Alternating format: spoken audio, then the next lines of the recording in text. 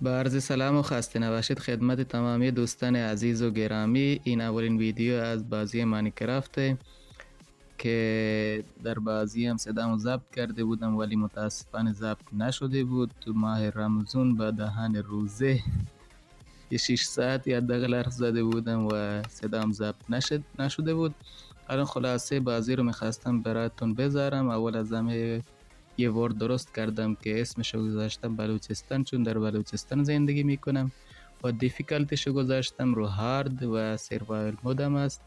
هارد به خاطر این که بعضی چیزها تو هارد میشه انجام داد ولی تو ایزی نمیشه انجام داد و تو نرمال هم 50-50 است. برای همین گذاشتم رو هارد و بازی رو شروع کردم. خب دوستان حتما ویدیو رو لایک کنید و چینل رو سابسکرایب کنید تا بخش دوم این ویدیو رو هم ببینید. خب اینجا منو گذاشت رو زیر سایه یه درخت که خدا رو شکر گرمم نبود، چون طرفای ما خیلی گرمه، جنوب خودتون میدونید.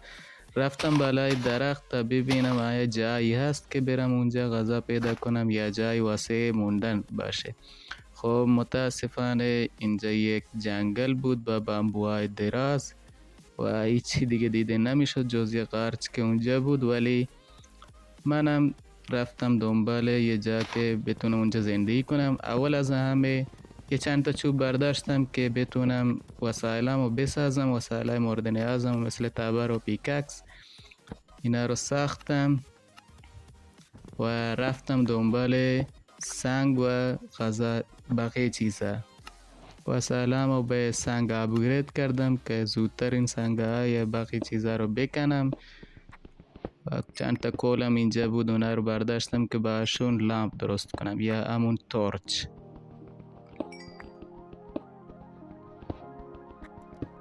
و چند تا سنگ اضافه هم برداشتم که باشون تبر یا وسایل مورد نیازمو بسازم.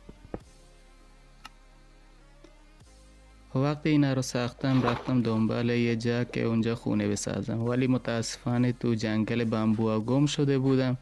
رفتم بالای درخت که ببینم کجا هستم و همینطور که میبینید داخل یه جنگلم.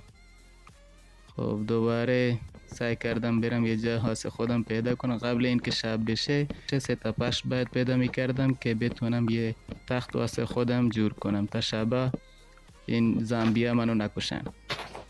یه چند تا اندونه برداشتم که گشنه نمونم، ولی صدا پای یکی می اومد که دیدم یه آدم با تیر کمون اینجا وایستاده بود. منم میخواستم فرار کنم که داشت منو میزد و برای همین زیرابی فرار کردم که نتونه منو بکشه. خب از اونجایی که غذا نداشتم از بس اندونه خورده بودم، شاشم زیاد بود، همیشه میرفتم دستشویی. خب جلوتر که رفتم خواستم یه تخت پیدا کنم ولی متاسفانه دیدم اینجا همش جنگله. اول میخواستم برم اینجا یک غار که بود برم اینجا بخوابم، ولی چون این مرغ اینجا بود میخواستم از پراشون یه بالش درست کنم و بخوابم، چون ماینکرافت منو اجازه نداد. بازم رفتم دنبال همون پش که خوشبختانه صدای دیدی دیگه صداش اومد. 3 تا بودن زدمشون، ازشون یه تخت زود درست کردم و اولین شبمو بالای این تپه گذراندم.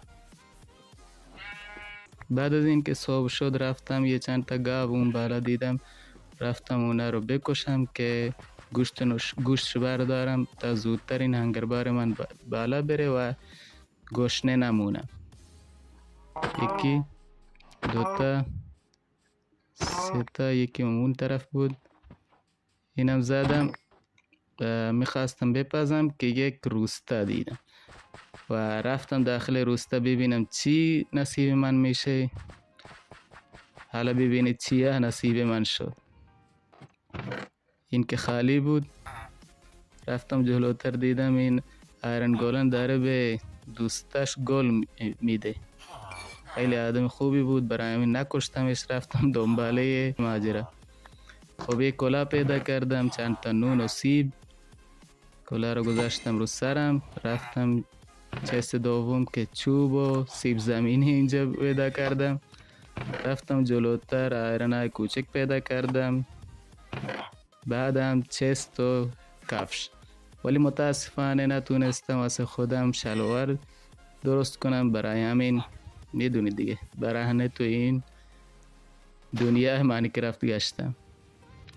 گوشتم و اینجا پختم و اینجا که اومدم جای واسه موندن پیدا کنم یک روبا پیدا کردم. حالا شما بهم بگید چطوری میشه این روبا رو مال خودم کنم تا نگاش دارم. خب اینجا جایی بود که میخواستم خونه خودم بسازم. اومدم گوشته رو بردارم که 3 تاش هم اینجا بود ولی یکی اینجا نبود. نمیدونم ایران گلم خورده بود یا این ویلیجره. رفتم اینجا یه چند تا تورچ گذاشتم. شب دومم رو اینجا گذروندم و بقیه ماجرا. صبح که شده بود اینجا علفای ارز خیلی زیاد بود. همه رو کندم و از دنیایی که ازشون اومده بود بیرون واسه خودم یه مزرعه درست کنم که گشنه نمونم دقیقا. خب اینجا واسه خودم یه مزرعه درست کردم. مزرعه 4x4 باید باشه چون آب تا 4 میره و جلوتر نمیتونه بره. و اینم یه صحنه کوچک از ساخت مزرعه‌ام. بعدش رفتم دنبال چوب که بتونم خونه خودم رو بسازم و اینجا یه جنگل از اسپروس و همه رو برداشتم. بعدم رفتم دنبال سنگ یا بهتر بگم اون دیپ اسلیت چیه، سنگ سیاه که یه نمای خوشگل به سقف میده. رفتم دنبال اون. خواستم تخت بیارم دیدم در شب میشه، برای همین شب و تو همین غار گذروندم. همانطوری که میبینید شروع کردم به کندن این سنگه ها. چند تا پیککس سنگی و چند تا پیککس آیرن هم اینجا شکستم تا این که رسیدم به درجه 12 هم که اینجا میتونستم هم دایموند پیدا کنم و هم اون سنگی که دنبالش بودم.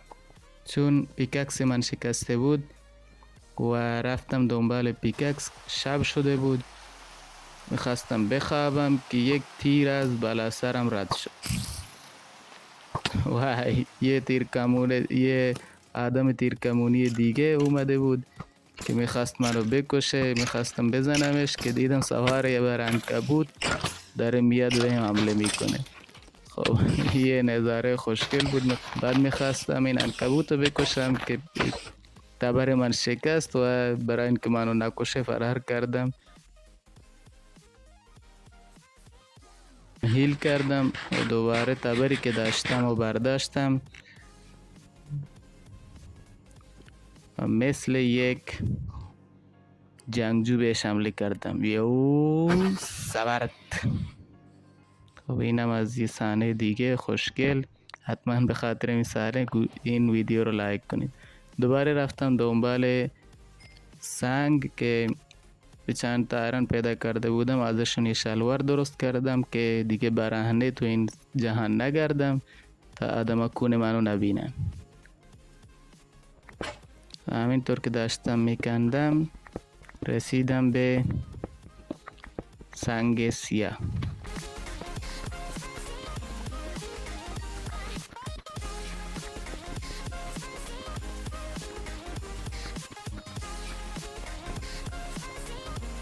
وسایلی که برداشته بودم رو اینجا جمع آوری کردم و اینجا یکم خراب شده بود، اون هم صاف کردم و این تایم لپس دیگه از صاف کردن اینجا.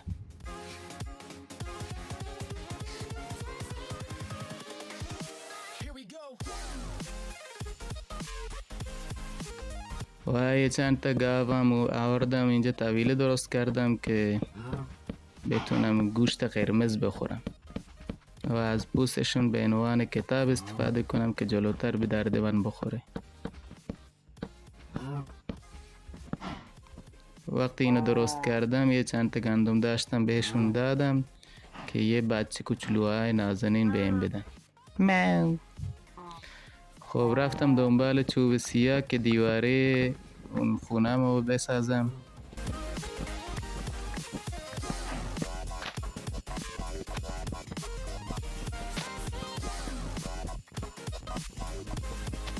و وقتی اومدم اینجا دیدم اینجا هم باید کنده بشه که اینو هم صاف کردم و شروع کردم به ساختن خونه. اینم تایم لپس ساخت خونه.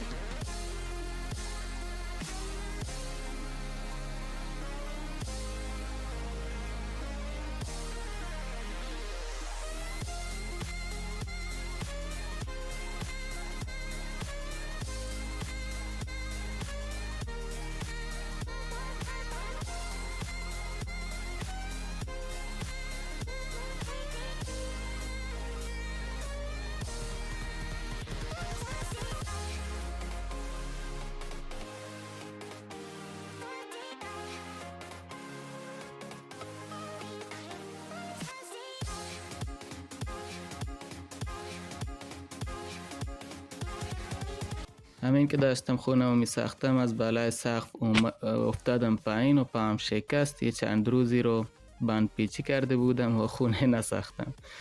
بعد بگم این سنگم تموم شده بود و بعد می رفتم دوباره سنگ جور کنم. خب بعد همه اینجا رو می کندم و وقتی شروع کردم به کندن به اولین دایموند این جهان خودم رسیدم. رفتم نگاه کنم چند تا دایمونده که جمعاً شدن 5 تا و از خوشحالی یکم رقصیدم اینجا. متاسفانه این پسرک من یا دخترک من نمیتونه برقصه، برای همین پیکاکسمو بهتون نشون دادم و دوباره با پیکاکس آهنی شروع کردم به کندن که هوشم کار نکرده بود. من دایموند برداشته بودم. خب رفتم دوباره از دایموند یک پیکاکس دیگه ساختم که سریعتاً بتونم این سنگه ها رو بکنم.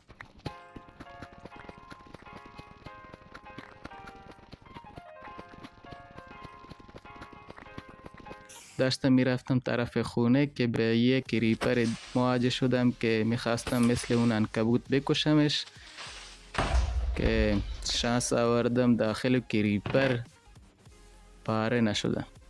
خب دوباره شروع کردم به ساخت خونم. اینم تایم لپس آخری از ساخت خونم.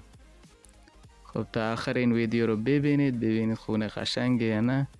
حتما ویدیو رو اگه خونم قشنگ بود حتما ویدیو رو لایک کنید و چینل رو سابسکرایب کنید تا ویدیو بعدی. انشالله در ویدیو بعدی اول تست کنیم صدامون قطع نباشه تا به دهن روزه این همه مفت صحبت نکنیم.